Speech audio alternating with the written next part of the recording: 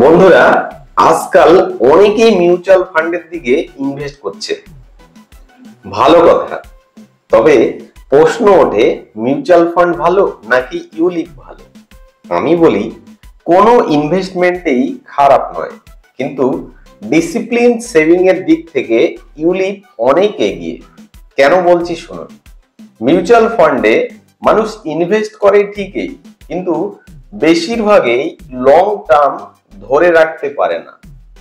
Savings এর কোনো বাধ্যকতা নেই, তাই মাঝপথে অনেকেই থেমে যান।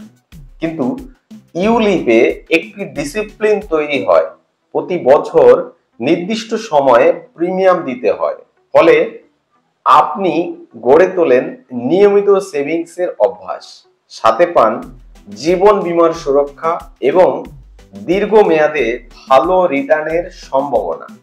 মিউচুয়াল ফান্ডে শুধু রিটার্নের কথাই বলা হয়, ইউলিপে দেয় নিরাপত্তা প্লাস রিটার্ন দুটোই।